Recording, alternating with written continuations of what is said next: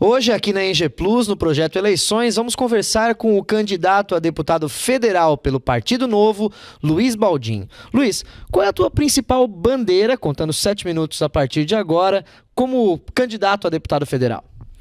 Boa tarde, Nicola. Primeiro, eu gostaria de agradecer a oportunidade de estar aqui na ENG Plus conversando um pouco com vocês e poder expor um pouco as minhas propostas e ideias. A minha principal bandeira é a redução do gasto público e começando pelo fim dos privilégios políticos.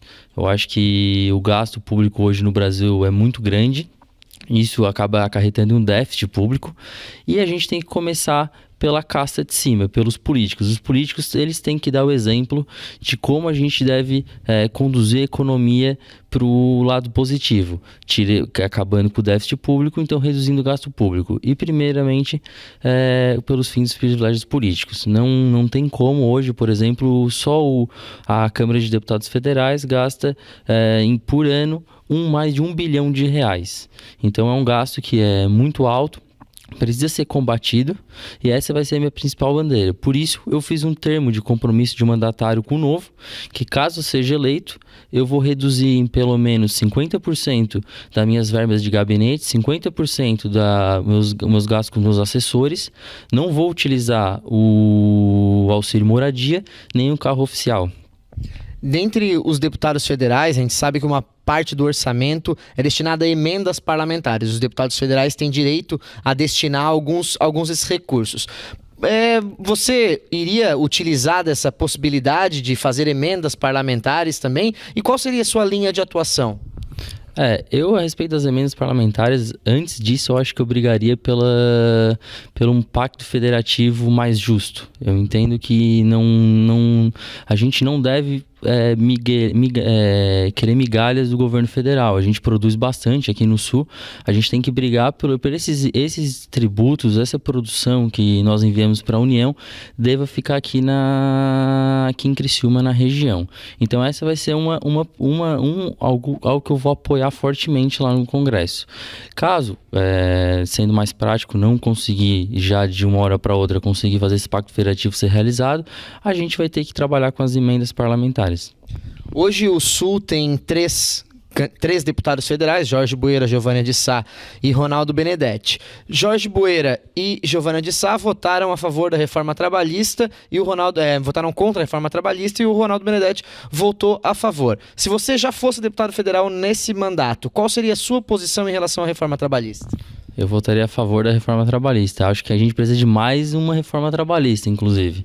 Acho que está muito branda ainda. Acho que a legislação, a CLT, como ela era antes da década de Getúlio Vargas, não tem como ela estar vigorando hoje, nos tempos atuais, com a tecnologia que existe, as novas formas de atividade, novas formas de trabalho. É algo que a CLT ela tem que acompanhar a sociedade. Então, a reforma trabalhista ela é essencial para dar um dinamismo para o trabalho, criar novos postos de trabalho, conseguir melhorar a atividade econômica no Brasil no total. A reforma da Previdência também deve voltar à discussão no ano que vem. E estando lá na Câmara dos Deputados, qual seria a sua posição em relação à reforma da Previdência? Qual a ideal para você também? A reforma da Previdência ela tem que existir, ponto. Isso são dados, são fatos, ela é deficitária. Se continuar a trajetória do gasto público da Previdência, não vai ter mais investimento na saúde, na educação, na infraestrutura. Então a reforma da Previdência tem que ocorrer. Agora a gente tem que tentar trabalhar como vai ser essa melhor reforma da Previdência. A primeira proposta apresentada pelo Temer, ela é uma proposta razoável. Porém, ele foi abrindo espaço para grupos corporativos que foram tirando o seu da reta. Então, acabou que a reforma da Previdência, na verdade, não atingia mais quase nenhum setor que realmente deveria ser atingido, principalmente os servidores públicos. Então, a reforma da Previdência, ela precisa ser realizada e precisa ser estudada de uma maneira que seja ideal. Por exemplo, um ponto que da proposta do Temer era idade mínima para se aposentar. Isso tem que existir. Apenas acho, no Brasil e mais 5 países do mundo que não existe idade mínima para se aposentar. Então, tem gente que com 52, 53 anos acaba se aposentando. E essas pessoas que se aposentam com a cidade são pessoas que conseguem contribuir desde cedo. São pessoas que elas estão na média, na classe média alta para cima. As pessoas mais pobres, elas não têm, elas geralmente trabalham na informalidade, elas não conseguem contribuir desde cedo, então elas já se aposentam pelo tempo de idade, pelo tempo mais alto. Então, botar uma idade mínima não vai afetar os pobres, vai afetar principalmente a classe média e a classe alta. O sul de Santa Catarina precisa de desenvolvimento, precisa crescer. Como você, como deputado federal, ajudaria o sul de Santa Catarina a crescer? O sul, como o resto do Brasil todo, precisa crescer, né? A gente precisa trazer um ambiente de negócios melhor para o sul de Santa Catarina e para o Brasil todo. A gente precisa, então, uma simplificação da carga tributária. O sul ele tem uma mão de obra bem qualificada, tem empresas boas, tem uma infraestrutura razoável comparado com o resto do Brasil. Então, a gente precisa de um ambiente de negócio saudável. A gente precisa que o Estado ele pare de atrapalhar um pouco a vida do empresário. Então a gente consegue com propostas de simplificação da carga tributária, principalmente hoje existe uma proposta que é similar ao IVA, que é o Imposto Único, é o IBS, é o Imposto sobre Operações de Bens e Serviços, que vai unificar o PIS, o COFINS, o ISS, o ICMS e o IPI.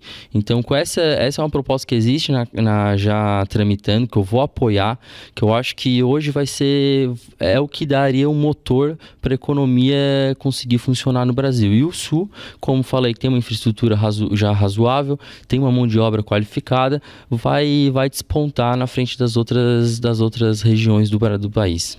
Candidato, nós temos mais 30 segundos para completar os 7 minutos. Você fica à vontade para conversar com os nossos internautas, pedir o voto e fazer as suas considerações finais. Eu gostaria de agradecer a todo mundo. Eu gostaria de quem não conhece o Partido Novo, que conheça o Partido Novo, que conheça as ideias do nosso candidato presidente, o João Amoedo. Ele é realmente novo, não é mais do mesmo. Não utilizamos dinheiro público para financiar nossas campanhas e nosso partido. E fazer um processo seletivo na escolha dos seus candidatos.